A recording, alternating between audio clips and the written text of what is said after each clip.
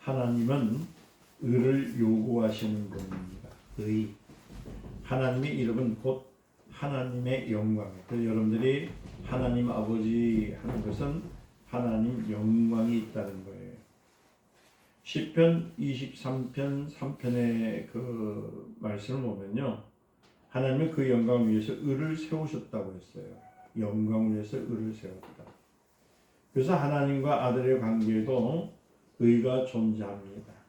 성령이 하시는 모든 하나님의 일에도 의가 존재해요. 그러니까 의가 없이는 하나님께서 자기 영광이나 이름을 나타내신 일이 없다는 겁니다. 마귀는 누굽니까? 그는 본래 하나님을 섬기던 천사장이었지만은 하나님의 의를 대적함으로써 불의한 영이 되어버렸어요. 그러니까 의가 없는, 하나님을 섬기는 하나님의 천사들은 의의 천사들이거든요. 그렇지만 마귀는 의가 없다는 겁니다. 마귀의 일은 하나님의 의를 부정하는 것이죠. 다시 말해서 하나님의 자존심을 건드는 일이에요. 훼손하는 것이 마귀의 일입니다. 신앙생활에서는 하나님의 의가 나타내야 되는 것이 사실입니다. 우리가 신앙생활하는 것은 하나님의 뜻, 하나님의 의가 나타나야 됩니다. 기독교는 여러분 종교가 아니에요. 종교는 사람들로 하여금 자기 의만 나타내는 거예요. 그러니까 나를 봐라, 내가 가진 것을 봐라, 내가 갖고 있는 모든 직분을 봐라, 내가 갖고 있는 모든 것을 갖고 있는 것을 봐라, 환경을 봐라, 이런 것이 종교인 겁니다. 그래서 종교는 사람의 수가 얼마나 많느냐, 교회의 성전이 얼마나 크느냐, 종교는 재산이 얼마나 많느냐를 중요시하게 되는 겁니다. 오늘날 우리 교단도 보면은 합동이니 통합이니 고신이 하면서 뭘 내세우냐면은 하나님의 의를 나타내는 것보다도 이 자기들의 교회, 교권에 이 종교의 의를 얼마나 많이 나타내는지를 모릅니다. 종교는 사람으로 하여금 자기 의만 나타내지 하나님의 영광, 하나님의 의를 나타내기를 싫어합니다.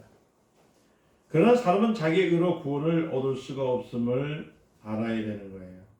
사람의 의는 사람이 이 땅에 있는 동안에 보상을 받게 해줄 수는 있고, 또 이미 이 구원받은 사람을 하여금 하늘나라에서 상금을 받을 수 있게 할 수가 있습니다. 그러나 구원을 받은 것은 하나님, 그러니까 인간의 의로는 불가능하지 하나님의 의로 되어야 되는 것입니다.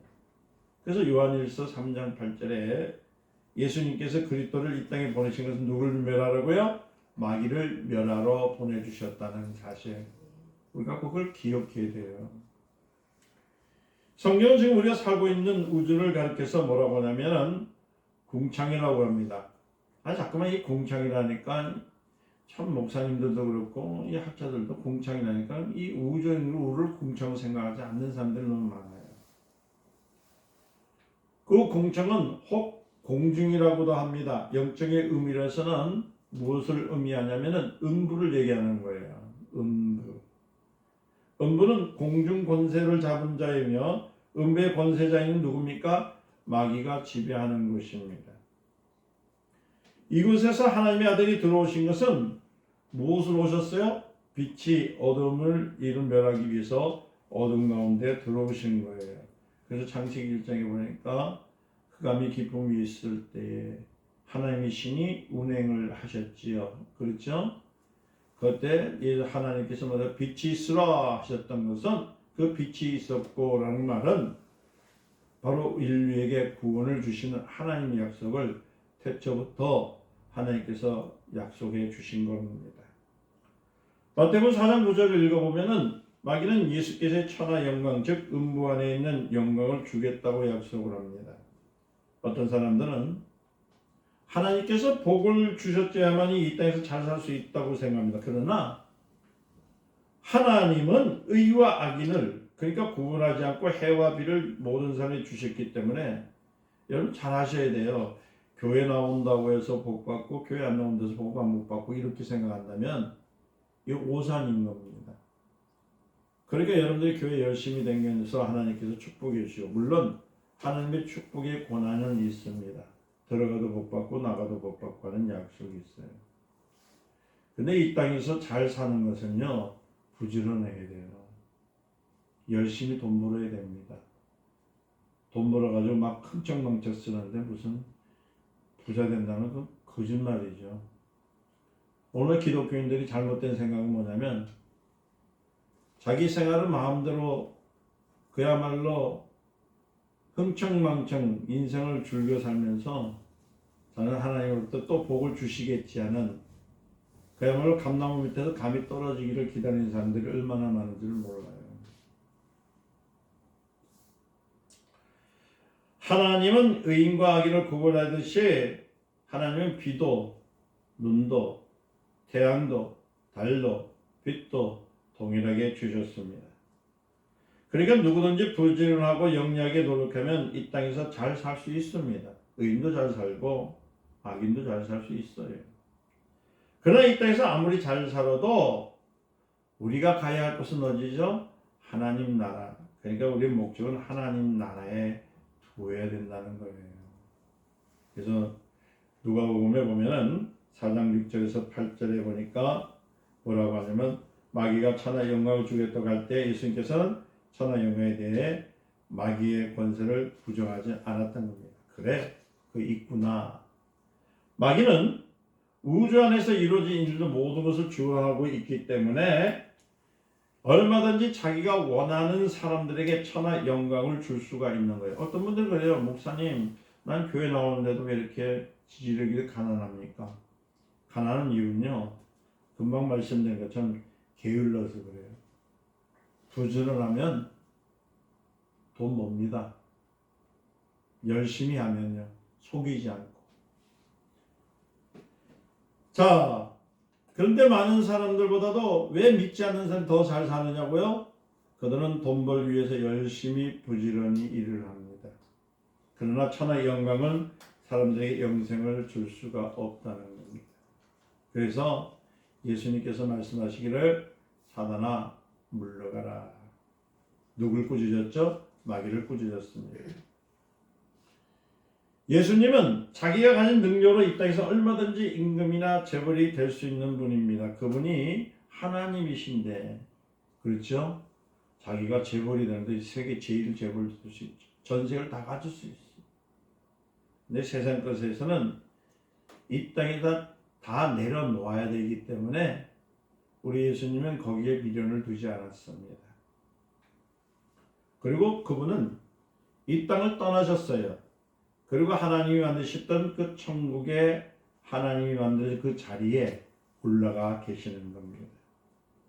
그분이 계셔야 할 곳은 어디입니까? 이 땅입니까? 하늘나라입니까? 하늘나라거든요. 사랑하는 성도 여러분들, 여러분들이 계셔야 할 곳은 하늘나라입니다. 이 땅에 있는 부귀와 명예, 모든 것은 잠시 있다가 사라질 것뿐입니다. 우리는 이 땅에서 주익히 비천한 삶을 살던 나사로가요, 아브라함의 품에 들어갔다는 주님의 말씀을 들었습니다. 수백 번, 수만 번 들었을 거예요. 이 땅에서 아무리 풍요로운 삶을 누린 사람이라도 그가 가진 것은 드레핀, 들국화, 그리고 백합화의 영광만도 못하는 겁니다. 그래서 마태복음 6장 33절에 그러면 우리는 그의 나라와 그의 의를 구해야 되는 겁니다. 아멘. 그의 의는 영광입니다. 아멘. 내가 서 있는 곳이 주님의 영광의 자리요, 내 가정이 영광의 자리요, 이 명성교회가 영광의 자리가 될 때에 그 바로 하나님의 의를 이루는 거예요. 마귀는 사람의 육체를 해를 끼치는 일만 하는 것이 아니라 오히려 육신이 원하는 것을 이루어줍니다. 그래서요, 많은 사람들이, 이 종교를 가진 사람들은 거의가 비는 것이 뭐냐면, 잘 되게 해주세요, 돈 벌게 해주세요, 축복하게 해주세요, 이렇게 기도하거든요. 그렇기 때문에 그들이 잘 돼요. 마귀는 그런 권한이 있습니다. 그래서 마귀의 힘을 벌어서 세상에서 성공하는 사람들이 얼마나 많은지 몰라요. 그러나 우리는 하나님의 힘을 부리는 삶이지 마귀의 힘이 사람을 하여금 음부를 벗어나지 못하고 있다는 사실을 깨달아야 되는 겁니다. 그래서 거기에 사주팔자 오늘의 운세 보면서 여러분들 누가 이리 가랬다고 해서 이리 가는 짓 하지 마시길 바랍니다. 우리가 갈 곳은 어디예요? 하늘나라입니다. 사람의 육신은 반드시 죽습니다. 아무리 큰 권력과 건세를 가진 사람도 죽음이 다가오는 것을 막을 수가 없어요. 세상에 속한 사람들은 어떤 사람들이냐면 철저하게 세상 풍속에 속해 있는 사람들이에요. 에베소서 2장 2절에 그랬죠. 뭐라고 하냐면 세상 풍습을 지배하고 유행에 이끄는 것은 불순종한 자들 가운데 역사는 영이니라.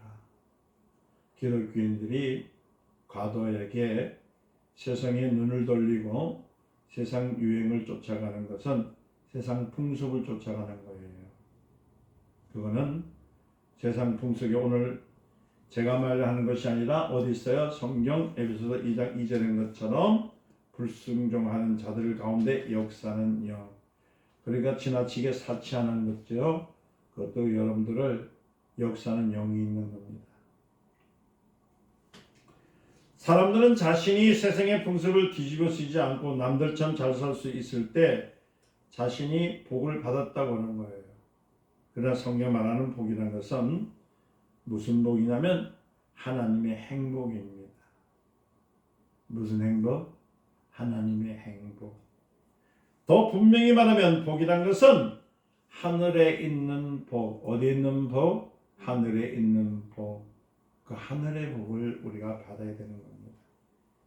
그래서 마태복음 5장 3절에서부터 4절 말씀에 기록된 말씀을 보니까 심령이 가난한 자는 복이 있나니. 뭐가 복이 있다고요? 심령이 가난한 자. 그러니까 세상에 있는 것에 관심이 아니라 어디에 관심을 가지라고요? 하나님 나라의 복을 가지라. 애통하는 자는 복이 있나니 말은 애통하는 자는 하늘의 행복을 가지고 있다는 의미를 말하는 거예요. 여러분 다 아셔야 돼요. 심령이 가난하다는 것은 하늘의 행복을 가지고 있다는 의미고, 애통하는 자는 복이 있나니 하는 말은 애통하는 자는 뭐예요? 하늘의 행복을 가지고 있다는 말입니다. 아멘. 여러분 많은 사람들이 죽으면 천당 간다는 소리를 많이 듣잖아요. 그러나 하나님의 약속은 죽은 후에 비로소 경험하는 것이 아니라 이 땅에서 경험하라고 하는 거예요. 그래서 저희 교회는 제가 늘 말씀드리죠. 성전의 신앙입니다 라고 얘기해요. 제가 계속 그랬어요. 여러분들이 성전이 되지 아니하면은 하나님에게 영광을 돌릴 수도 없고 하나님으로부터 하늘의 복을, 하늘의 행복을 받을 수가 없습니다. 성도는 육체를 가지고 있는 동안에 교회에 머물러 있다가 육체가 떠나면 어디를 갑니까? 낙원에 들어가지요. 그리고 부활합니다. 그리고 누구가 계신 곳? 예수님이 계신 곳으로 들어갑니다. 그렇기 때문에 교회, 우리가 있는 교회, 낙원, 그리고 하늘은 모두가 뭐냐면 하나님의 이론이에요. 하나님 안에 있는 거. 아멘. 마태복음 4장 17절 말씀 보니까 하나님 나라가 무엇입니까? 하실 때 예수님께서 전도하실 때 뭐라고 했어요? 회개하라! 천국이 가까웠느니라. 그리고 난 다음에 천국은 여기 있다 저기 있다 하지 마라. 너희 안에 있다고 누가복음 17장 21절에 말씀하고 있는 거예요. 그리고 여러분들이 먼저 내 안이 성전이 되어지지 아니하면, 교회가 되어지지 아니하면 하나님의 나라가 이루어질 수가 없습니다. 성령이 임하신 것은 어디에 임하시는 겁니까? 하나님 나라에 임하시는 것이거든요. 하나님 나라가 임하는 것은 단지 기분이 아닙니다. 어디 짜릿짜릿해서 들어오는 것이 아닙니다. 하나님 나라가 임하는 것은 바로 내가 영적으로 변화가 되어지는 것을 말하는 거예요. 그러니까 다시 말씀드리지만 교회 했을 때, 우리가 아는 명성교회 했을 때 이 건물에 있는 교회는 뭡니까? 이 땅에서 우리 성도들이 모여서 찬양과 경배를 드리는 것이고, 지금 말씀드리는 이 교회는 뭐냐면 여러분들 한 사람 한 사람이 누구를 모셔요? 성령을 모시는 성전을 말할 때 교회라고 하는 거예요. 그러니까 교회는 성령이 지배하시는 곳입니다. 그러니까 하나님 나라예요. 그러니까 여러분들이 성령이 지배되면 하나님 나라라는 말이에요. 그러니까 하나님 나라는 여기 있다 저기 있다가 아니라 어디 있다고요? 내 안에 있다. 우리는 이 땅에서 성령의 지배를 받고 있다가 다시 말씀드리는 육체를 떠난 후에 어디를 들어갑니까? 낙원에 들어가고, 그 다음에 예수님께서 다시 오실 날 성령으로 말미암아 부활해서 하늘나라에 직접 들어가게 되는 거예요. 그래서 그리스도의 피를 흘린 것은 무엇이냐면 우리의 영혼을 죄로부터 구원하여서 성령의 인도를 받게 하기 위한 것을 믿으시기를 예수님으로 축원드립니다. 그러니까 여러분들이 잘 생각하셔야 돼요. 예수 십자가에 흘리신 보혈이라고 찬양도 하고 예수님의 그 보혈의 역사를 믿고 십자가를 많이 믿는다는 여러분들은 예수의 공로를 통해서 바깥에서 어딜 들어오는 거예요? 바로 하나님 나라 성전에 들어오는 결과거든요. 아멘. 그래서 많은 분들이 예수 보혈을, 예수님께서 흘렸던 그 보혈을 의지해서 성전 문 앞에까지는 오지만은 모든 사람들이 다시 제갓길로 돌아가는 일들이 얼마나 많은지 몰라요. 예배당에 돌아서 예배 드릴 때에 진정과 신령으로 예배할지니 했을 때에 진정과 신령이란 말은 뭐냐면 주님의 성전 내 안에 누가요? 하나님이 성령이 내 안에서 지배할 때가 진정과 신령이라는 얘기예요. 로마서 8장 11절 말씀은 이렇게 말씀합니다. 하나님께서 우리 안에 계신 성령으로 말미암아 우리 죽을 몸도 살린 것이다. 할렐루야. 그러니까 여러분들 육체는 우리가 지금 살아있는 것, 육체가 살아있는 것은 그 육체의 날에 그 기한에까지 있는 일이지만은 그러나 성령이 내 안에 들어올 때에서 죽을 우리가 살아나기 시작하는 거예요. 그래서 성령 충만인 것은 생명 충만이라는 말을 쓰는 겁니다.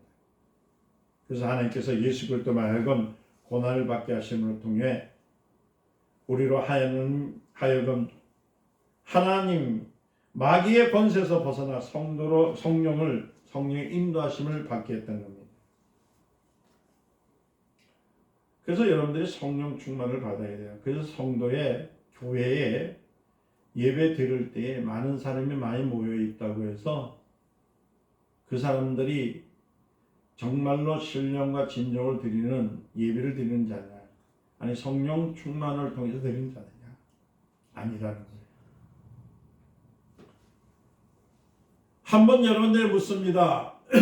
여러분들은 성령의 사람들이십니까?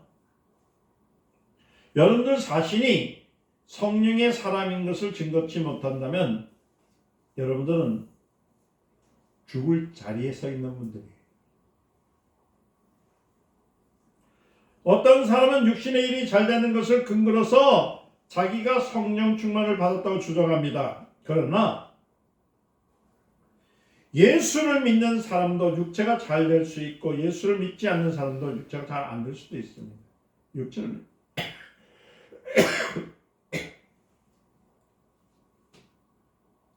시편 73편 2절에 9절을 보면 이런 말씀이 있죠. 나는 거의 실족할 뻔하였고 내 걸음이 미끄러질 뻔했으나 이는 내가 악인의 형통을 보고 오만한 자를 질시하였습니다. 너희는 죽을 때에도 고통이 없고 그 힘이 건강하며 타인과 같은 고난이 없고 타인과 같은 재난도 없나니 그랬습니다. 그러나 나중에는 하나님의 성소에 들어갈 때에야 저희 결국은 내가 깨달았나이다. 그러니까 주께서 참으로 저희를 미끄러운 곳에서 두시며 파멸에서 건지시니 저희가 어찌 그리 졸지에 황폐했는가 놀람을 증명하였나이다. 근데 시편 73편 17절에 19절에 그렇게 말씀하고 있어요. 우리는 육신이 수명을 다한 후에 영혼이 어떻게 될까를 생각할 줄 아는 사람들이 되어야 되는 거예요. 육신을 떠나는 순간 영혼은 성령에 이끌려 낙원에 들어가야 합니다. 예수님께서 다시 오시는 날 성령에 의해서 부활을 해야 됩니다. 그리고 마침내 우리가 거듭했던 하나님 나라에 들어가야 되는 거예요. 바로 이 때문에 예수님께서 자기 피로 구원하시는 자들에게 누굴 주셨어요? 성령을 받게 하셨어요. 또 성령으로 인도하심을 받으려고 말씀을 하신 이유가 그 안에 있다는 겁니다. 우리의 믿음은 성령에 이끌리고 성령에 순종하는 것이 믿음입니다. 그냥 아무 때나 믿습니다. 될 줄 믿습니다. 이렇게 하면 됩니다. 이것이 아니라 성령의 인도하심, 성령의 이끌림. 아멘. 이것은 바로 의식 중심의 종교와는 또 우리의 신앙은 다르다는 것을 알아야 됩니다. 종교는 처음부터 끝까지 사람 중심으로 하다 보니까 1번, 2번, 3번, 4번이라는 그 획수를 내지만은 신앙은 그렇지 아니에요. 오늘도 성령의 이끌으심을 통해서 발걸음을 하고 성령의 이끌으심을 통해서 생각하고 성령의 이끌으심을 통해서 우리가 삶을 살아드리는 것이 바로 우리 기독교인의 신앙인 겁니다. 그러면 성령의 역사는 옛날에만 있습니까? 아닙니다. 하나님은 죽은 자의 하나님이 아니시고 산자의 하나님이세요. 여러분들 하나님은 산자의 하나님이십니다. 그래서 마태복음 22장 32절에 성경은 하나님은 아브라함의 하나님, 이삭의 하나님, 야곱의 하나님이라고 합니다. 그러니까 여러분들은 뭐 아브라함, 이삭, 야곱이니까 촌수가 그렇게 되어졌구나 이렇게 생각하시는데 그런 거 아니에요. 이는 아브라함, 이삭 그리고 야곱의 3대 하나님이란 뜻이 아닙니다. 사람들은 그렇게 오해합니다. 하나님은 처음에 아브라함과 무엇을 맺었어요? 언약을 맺었거든요. 그런데 아브라함은 죽어서 무덤으로 들어갑니다. 이때 하나님은 아브라함과 맺었던 언약을 다시 누구하고 맺습니까? 이삭하고 맺습니다. 그리고 이삭이 죽은 후에 그의 아들 누구요? 야곱과 또 다른 언약을 맺습니다. 그리고 야곱이 죽은 후에는 그 자손들에게 즉 이스라엘과 동일한 언약을 맺으신 거예요. 다시 말씀드리면 하나님께서 아브라함과 맺었던 언약을 이삭에게서 맺었고 아멘. 이삭에게 맹세하셨던 것을 야곱에게 율례를 주셨고 아멘. 야곱에게 율례를 정하신 것을 이스라엘에게 나타나는 거야. 그러니까 하나님은 죽은 자가 이 야곱이 죽었던 거 죽으면 그 죽은 자예요. 그러나 이스라엘 민족에게 선포됐을 때 살아계신 하나님 산자들에게 선포된 거 이해되셨습니까? 그래서 아브라함과 이삭과 야곱의 하나님이 한 것은 뭐냐면 아브라함이 무덤 속에 들어가 죽었을 때 죽은 자의 하나님이 아니라 아브라함이 이뤘던 이삭에게 맹세했던 약속했던 그 약속을 지키는 하나님 살아있는 자와의 맺음을 얘기하는 거예요. 믿으시죠? 그리고 여러분들 자꾸 죽은 자의 하나님 믿지 말아요. 이처럼 하나님은 죽은 자의 하나님이 아니고 산자의 하나님. 다시 말씀드리면 나의 하나님이 내가 살아있기 때문에 하나님을 산 하나님을 내가 믿는 것이지. 내가 죽고서는 죽은 자의 하나님이 될 수밖에 없어요. 이는 예수님께서 2000년 전에 베드로에게 하셨던 일을 추억하는 사람들이 아니라는 겁니다. 베드로는 죽었어요. 그러나 성령은 지금도 여전히 우리에게 역사하고 계시다는 사실을 믿어야 되는 거예요. 그래서 요한복음 15장 26절에 예수님께서는 사람들의 증거를 취하지 않으시고 오직 성령께서 자기를 증거하셔 주시기만을 원했던 겁니다. 이해되셨나요? 그런데 성령이 우리에게 임하셨잖아요. 지금 임하셨잖아요. 성령은 어떤 감동이나 감화력이 아니라 우리에게 분명히 영적 변화의 체험을 주셨습니다. 그러니까 하나님을 아버지라고 부르게 했습니다. 아멘. 예수 그리스도를 우리의 구주로 믿게 했습니다. 이러한 성령이 우리 안에 계심을 증거하는 방법이 무엇입니까? 다른 것이 아니에요. 우리는 인간을 괴롭히고자 저주하고 멸망했던 귀신들이 성령 앞에서 자기의 정체를 드러내고 울며 떠나는 것을 보아야 되는 거예요. 그래서 여러분들 잘 들으세요. 자꾸만 사람들은 무언가 하늘에서 떨어지면 축복받은 것이고 내 가정에서 이루었던 일들이 잘 안 되면 그것은 축복을 못 받은 것으로 생각하고 있어요. 분명히 오늘 말씀의 기준은 다른 것이 아니에요. 너희의 하나님의 나라가 임했다면, 다시 말하면 성령이 임하셨다면 귀신은 떠나느니라. 아멘. 안 되게 하고 방해하고 괴롭히게 하고 좌절하게 하고 병들게 하고 망하게 하고 죽게 했던 것들이 우리 안에서 역사했던 영이 하나님의 영이 오심을 통해서 빛이 임함을 통해서 물러가는 것처럼 살아계신 하나님의 그 이름을 믿는 자에게는 성령의 역사가 있음을 통해 우리의 모든 것들이 떠나기 시작하는 겁니다.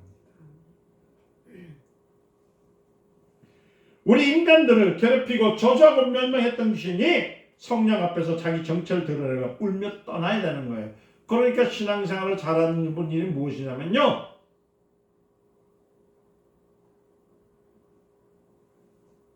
좋은 옷 입고 금가락지 끼고 코걸이하고 귀걸이하고 번쩍번쩍하며 헤어스타일 갈아서 들어와가지고 교회 패션쇼 하는 사람 좋아하는 것이 아니라 비록 낡은 옷을 입고 허름하게 보인다 할지라도 하나님과 동거하는 사람, 아멘.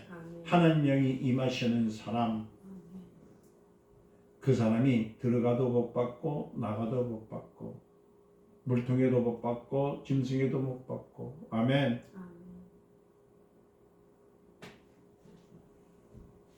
빛이 비추니까 어둠이 물러가듯이 사람 속에 있었던 귀신이 하나님의 영광 앞에서 정체를 드러나고 떠나가면서 보면은 우리는 어둠의 영적 세력이 실제로 존재하는 것을 체험하게 되는 거예요.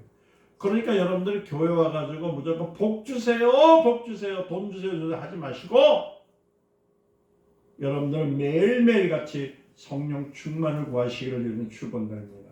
성령이 내 안에 거하시면 하늘나라가 임하신 것이요, 하늘나라가 임하셨던 것은 나를 괴롭혔던 모든 환경에 있던 것들이 사라지는 역사를 여러분들 체험해야 된다는 거예요. 이 모든 것을 가능케 하시는 분이 누굽니까? 내가 아니에요. 주가 누구라고요? 성령이라는 겁니다. 우리가 성령의 충만을 받아야 할 이유가 뭐냐면, 여러분들 사도행전 10장 38절 말씀 보니까 하나님이 나사렛 예수에게서 성령과 능력을 기름 붓듯이 하매, 아멘. 저가 두루다니며 착한 일을 행하고 마귀에 눌린 자들을 고치시니 이는 하나님이 함께 하셨습니다. 아멘.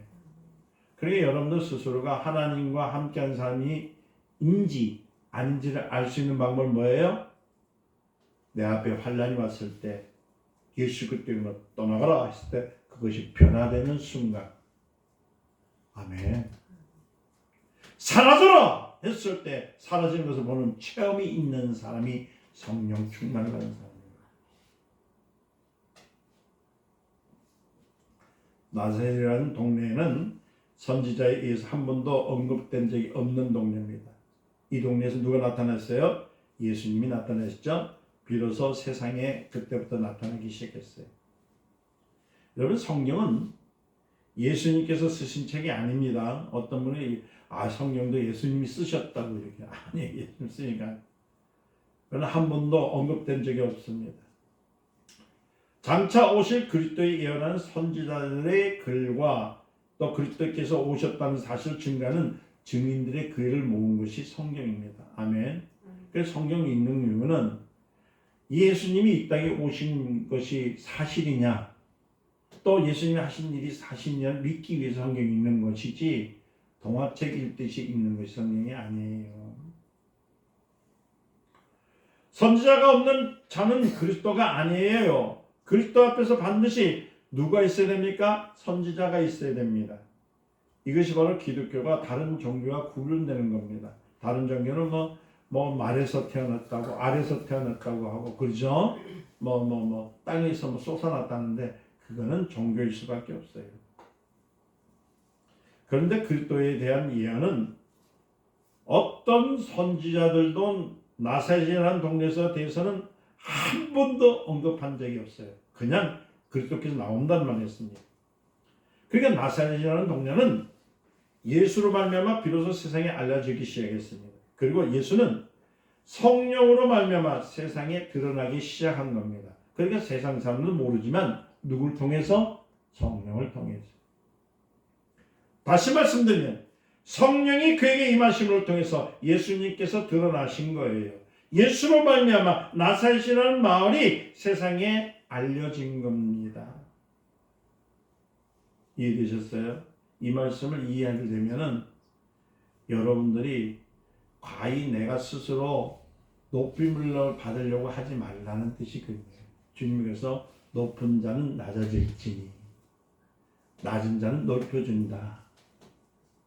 다시 말씀드리면 성령께서 높여주었을 때에 여러분 삶이 높아지는 것이지 내 스스로가 열심히 마음을 품고 열심히 계획한 데서 내는 것이 아니라는 얘기예요.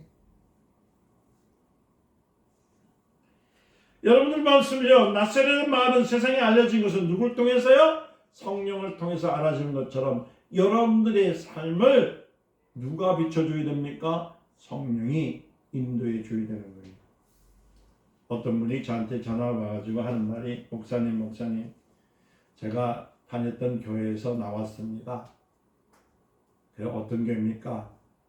예, 목사님도 잘 아는 교회인데 거기는 장로님이 600명입니다.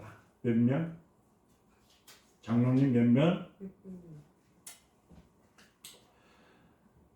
우리 교회는 하나도 없는데 600명이래. 기죽이는 것도 아니고. 거기서 나왔대. 왜 나오셨습니까? 600명 중에서 자기를 알아주는 사람이 그래 없대. 처음에는 알아주더만 사업이 잘 될 때는 물질이 많고 했을 때는 막 알아주더래요. 그런데 이 사업이 안 되고 조금 어려움이 있으니까 그 600명 중에서 자기를 왕따 시킨대요. 600대 1. 자기 스스로야. 그래서 그분이 나왔대요. 나왔는데 어디를 갈까 기도도 하나님 응답이 없고 마음에는 그 600대 1이니까 그 사람을 미워하는 마음만 가득 차더래요. 그래서 목사님 용하신 목사님 한번 기도해 주셔가지고 어느 교회를 갔으면 좋겠습니까? 그래서 제가 저희 교회는 오지 마세요. 저는 딱 냉정합니다. 우리 교회 오지 마세요. 그분이 그런데 오라고 오실 분이요. 수준에 맞는 교회 가세요. 그러니까 자기가 그래요. 제가 맞는 수준에 위해서 가려면 내가 600명 중에 한 사람 됐으니까 적어도 100명 중에 한 사람 될 수 있도록 그런 교회 갔으면 좋겠대요. 그래서 보냈어요. 얼마든지 있어요. 새 있고 호 있고 포 있고 있잖아 이거 가시라고. 우리는 유행 따라 다니는 거에는 싫습니다. 잘 들으셔야 돼요. 교회 폼 잡으러 다닙니까? 누가 알아줘요? 사람들이야? 앞에서는 알아주지 뒤에서는 다 손가락질해요. 남들이 나한테 손가락질할지라도 하나님이 날 인정하면 그게 얼마나 좋아. 그걸 발로는 치고 나는. 그래서 그렇게 가세요. 저희 교회는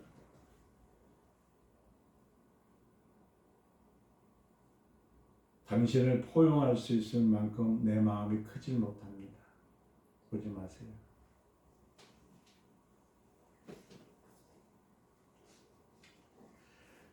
여러분 보세요. 예수님의 소문이 퍼지자 사람들은 그가 어디 사람인지 관심을 가졌습니다. 그래서요 봤는데 그가 어디 사람? 나사렛의 사람 예수라는 거예요. 그러니까 사람들이 아이고 제가 한두 번 당한 거 아니에요.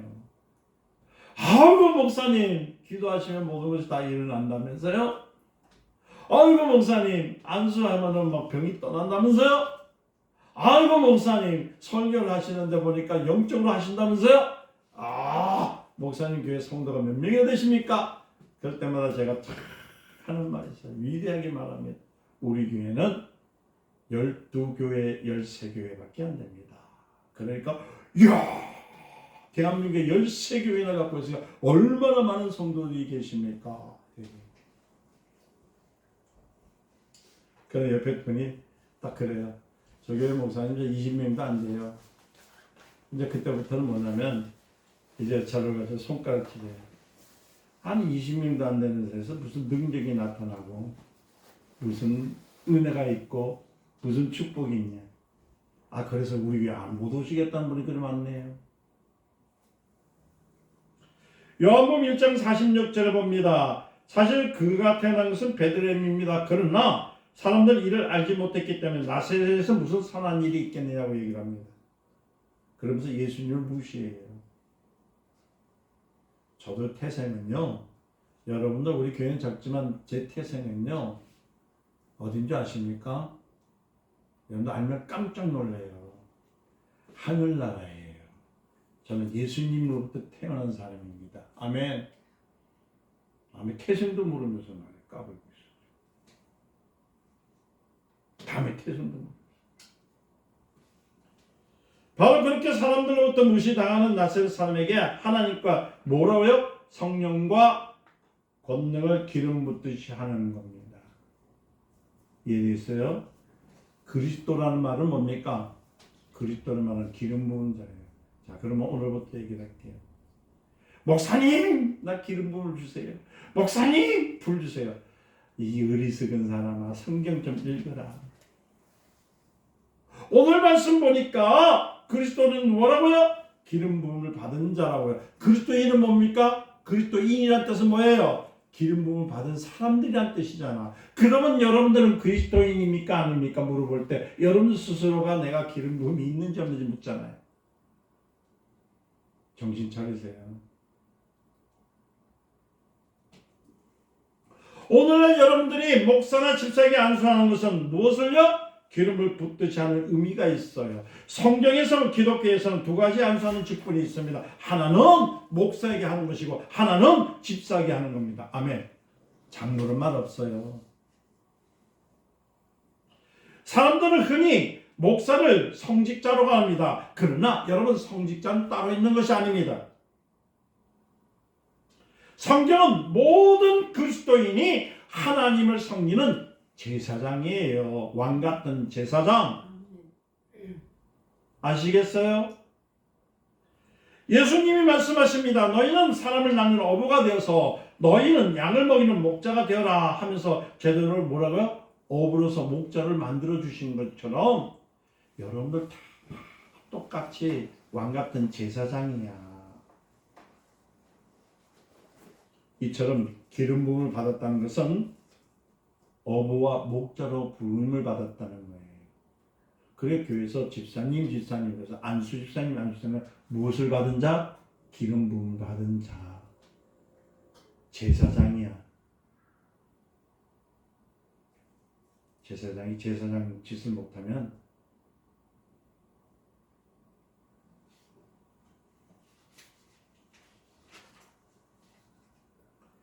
그리스도의 제자는 성령과 권능을 충만하게 받고 보내심을 받은 사람입니다.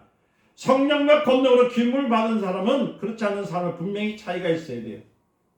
제가 오늘날 사역을 감당할 수 있는 것은요. 하나님께서 제게 누굴요? 성령과 능력을 기름 붓듯이 하셨기 때문에 말씀도 증거하는 것이고 손을 얹은 즉 나오는 것이고 아멘. 이렇게 감당할 수 있는 거예요. 만일 제가 신학교를 나와가지고요 졸업만 하고 기현이 됐기 때문에 목사가 되었으면요 오늘 참 필요한 사람은 쓸 수가 없어요. 그렇잖아요. 내가 10년 동안 공부했고 나는 이제 목사 돼. 목사 받았으니까 조금 있으면 연봉 올라. 아이고 조금 있으면 우리는 뭐한테 이런 식으로 살았다면 주에게 능력이 없어질 거예요.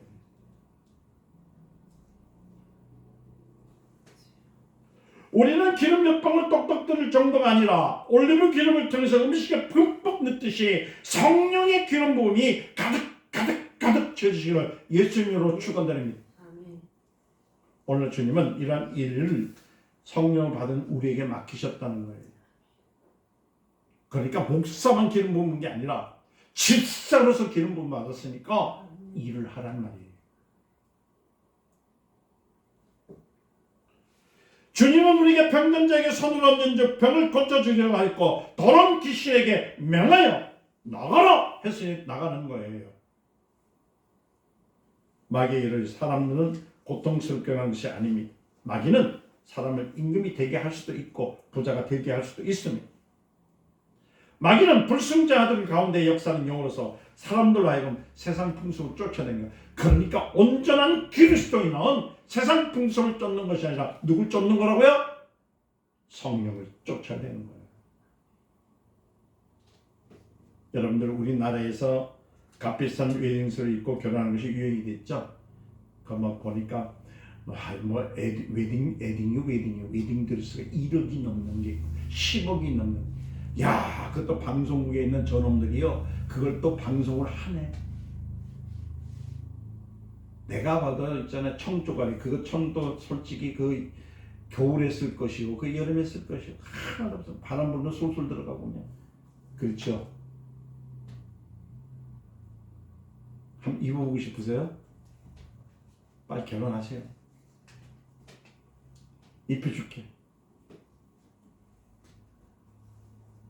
근데 이 웨딩드레스를 사면 되는데 빌려야 된대. 근데 빌리는데 얼마 드냐 하니까 수백만 원에서 수천만 원씩 든대요. 야, 결혼 한번 하려니까 1억씩 넘네. 그렇죠? 얼마나 많은지. 그런데 더 놀라운 것은요. 유럽에서 수입했다는 그런 고가의 웨딩드레스가 사실은 대부분이 어디서 온지 아십니까? 대부분 원가가 7만 원도 안 된 중국산입니다. 7만 원도 안 되는 중국산을 수천만 원씩 사다 입어요. 그런데 사람들은 허영과 사치 때문에 이 사기꾼의 농간에 막 춤을 추는 거예요. 아니 결혼식 하는데 무슨 1억이 들어. 내가 깨놓고 얘기하잖아. 결혼식장이 무슨 3천만 원 4천만 원이 들어. 아, 요 목사 앞에 와가지고 줄에 딱 쓰면 돈도 안 되는데. 아, 면사포 그거야 뭐 하나 띠뜨리면 되는데 뭐 그렇게 어려워. 에베소서 2장 1절에서 또 3절 말씀을 성경에 보면은 너희의 허물과 죄로 죽었던 너희를 살리셨도다. 그때에 너희가 그 가운데에 행하여 이 세상 풍속을 쫓고 공중 권세를 잡은 자를 따랐으니 곧 지금의 불순종의 아들들이 가운데 역사하는 영이다. 전에는 우리도 다 그 가운데서 우리의 육체의 욕심을 따라 지내며 육체와 마음이 원하는 것을 하여 다른 이들과 같이 본질상 진노의 자식이었더니. 여러분 마귀란 말일 때 마귀의 뜻이 뭐예요? 루시퍼를 말이죠. 루시퍼라는 말 뜻을 알아야 돼요. 그 원래 아름답고 사치스럽다는 말이 루시퍼예요. 뭐라고요? 아름답고 사치스럽다는 말이 루시퍼입니다. 그러니까 루시퍼는 새벽에 반짝반짝 빛나다가 아침에 햇살이 사라지고 마는 이 새벽별과 같은, 그러니까 하나님의 영광이 없으면서도 자신을 광명의 천사로 가장하는 것이 루시퍼입니다. 그는 음부의 권세를 가지고 사람들로 하여금 세상 풍습을 쫓게 만듭니다. 성령으로 충만한 사람들만이 이러한 마귀의 유혹을 극복할 수 있어요. 여러분들 스스로가 극복 못합니다. 암과 같은 질병을 이기는 것도 성령 충만함을 받아야 되는 것이지 병원의 의사가 하는 것이 아닙니다. 성령으로 충만해서 귀신이 머물지 못하게 하면은 병마도 떠나가게 하는 거예요. 가정 문제도 해결되는 겁니다. 우리는 영혼의 그늘이 지지 않게 하기 위해서 날마다 성령 충만, 성령의 능력을 충만을 기대하시기를 예수 축원드립니다. 그래서 히브리서 6장 4절부터 6절에 한 번 비침을 얻고 하늘의 은사를 맛보고 성령에 참여한 바 되고 하나님의 선한 말씀과 내세의 능력을 맛보고 타락한 자들은 다시는 새롭게 회개할 수가 없나니 이는 자기가 하나님의 아들을 다 십자가에 못 박혀 현재 욕을 보기입니다. 또 10장 26절에서 27절 보니까 우리가 진리를 아는 지식을 받은 후 진직죄를 범한 즉 다시 속지 않은 제사가 없고 오직 무서운 마음으로 심판을 기다리는 것과 되어가는 자를 소멸하고 맹렬한 불과 같습니다. 겨울에 여러분은 모든 나무가 앙상하지만 봄이 되면 뭐가 납니까? 싹이 납니다. 그런데 봄이 와도 다른 가지처럼 물을 빨아들이지 못하면 싹을 낼 수 있을까 없을까? 못하는 거예요. 말라 죽고 마는 겁니다. 그래서 예수님은 뭐라고 하냐면 쭉저기가 되지 말라 했습니다. 가지가 아무리 비가 와도 절대 살아나지 못한 것은 목 때문에? 쭉저기이기 때문에. 그래서 요한복음 15장 2절에 내게 있어 가시를 맺지 못하는 가지는 아버지가 이를 제거해 버린다는 거예요.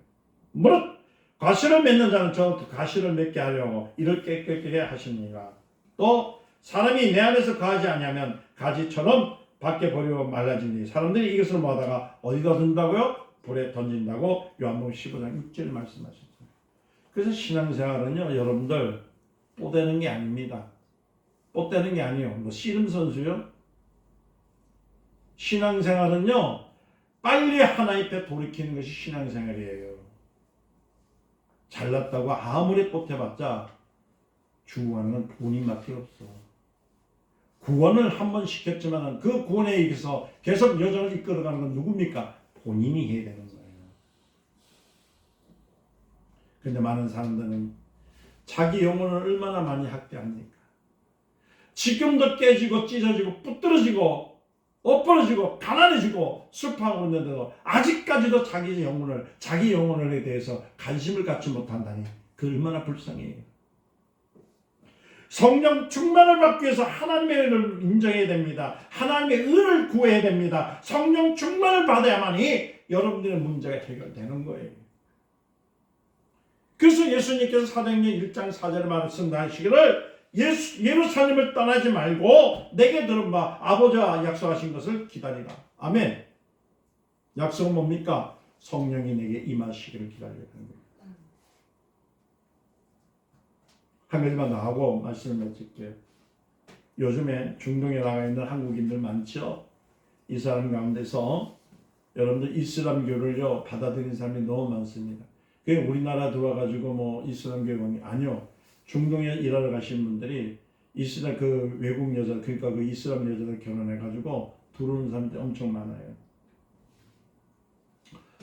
거기에 나가는 사람들 기독교인인데 기독교인들마저도 뭐냐면 하나님의 말씀을 모르니까 유일신이 똑같이 하나님 알이라는 말을 똑같이 썼다고 해가지고 이슬람교에 있는 유일신 그러니까 그 유일신을 혼돈해가지고 이슬람 교회에 개종하는 사람들이 너무 많습니다. 특히 여러분들 아셔야 될 것은 한국인들이요 현지인과 결혼하는 사례가 점차 늘고 있는데 이런 경우에 거의 100%요 100%입니다. 이슬람으로 다 가버려요. 그래서 이슬람교회 현재 보니 선교적 전략은 뭐냐면 이슬람 교도가 비이슬람교와 결혼하는 것을 적극 장려하고 있어요. 그러니까 그들의 목표는 뭐냐면 2050년까지 대한민국을 이슬람화 만들려고요. 그들이 무더기로 지금 이슬람 여인들을 다 보내고 있어요. 우리나라에 지금 오늘날 우리 정치들 많이 애롭죠. 여러분 아셔야 돼요. 뭐 좌당이니 우당이니 야 좀 정신들 차려요. 이런 것을 만들고 조성하는 것은 누구냐면 바로 이슬람과 저 천주교인들이요. 교황들청에서 이 둘이서 뭐냐면 이 대한민국을요 기독교인들을 완전히 몰아내고 그야말로 이 땅에 하나님을 믿는 사람들 신을 말리려 하는 계획이 2050년까지 계획이 그들이 있단 말이에요. 그렇기 때문에 외국 자본을 막 들었을 때 누구 자본만 갖다 했습니까? 이스라엘 자본도 많이 갖다 했잖아요. S-오일 뭐 이런 거 있잖아요. 초록 우산, 빨간 우산, 노란 우산.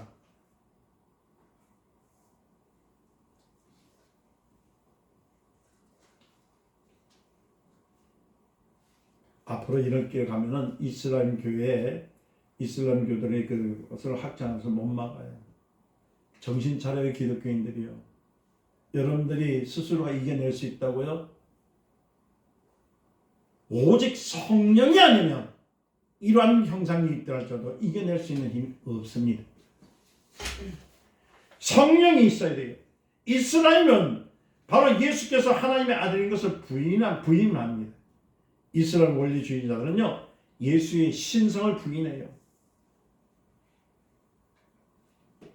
그럼에도 불구하고 이 나라가요 지금 뭐라 하고 있냐면 이 기독교인들이 이슬람교를 옹호하고 있으니 얼마나 안타깝습니까? 예수가 하나님의 아들이라는 것을 신할 줄 알아야 됩니다. 이제 마지막 때 여러분 곧이에요. 곧. 오늘 몇 년이에요? 2026년이죠. 원래는 2036년에 예수님 오신다고 얘기를 했어요. 어떤 분이.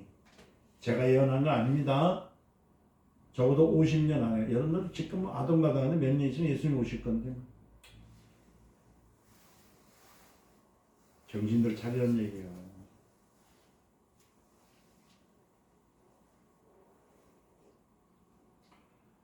이제 핍박이 옵니다. 우리나라도 못지 않았습니다. 1, 2년 안에 교회들 문 닫습니다. 엉터리 방태이들이 모였는데 교회 금방 문 닫지 뭐 교회가 모였어. 이제 교회들은 지하로 들어갈 수밖에 없어요. 산으로 갈 수밖에 없습니다. 현실을 좀 직시합시다. 그때 여러분들에게 말합니다. 정말 예수가 하나님의 아들이냐? 물었을 때 여러분들은 어떻게 합니까? 제가 이렇게 됐죠? 주는 그리스도. 시작. 주는 그리스도시요 살아계신 하나님의 아들이십니다. 시작. 주는 그리스도시요 살아계신 하나님의 아들. 한 번 더 시작. 주는 그리스도시요 살아계신 하나님의 아들. 이래야만이 돼요.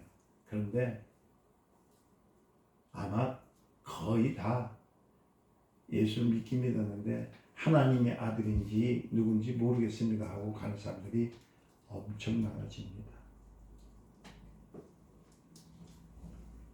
이렇게 핍박이 오고 환난이 왔을 때 주는 그리스도시요 살아계신 하나님의 아들이라고 말할 수 있는 능력은 누가 계시기 때문에? 성령이 계셔야 돼요. 그러니까 성령 충만을 받으시라고요. 성령 충만을 받아서 주는 그리스도시요 살아계신 하나님의 아들입니다. 고백함을 통해 하나님 나라를 소유하는 사람들이 되란 말입니다.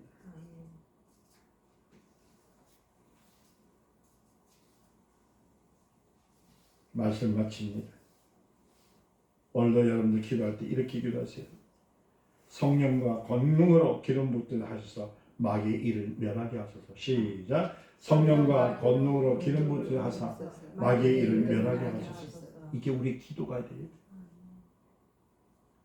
이 시간 다 같이 5분 정도 기도합니다.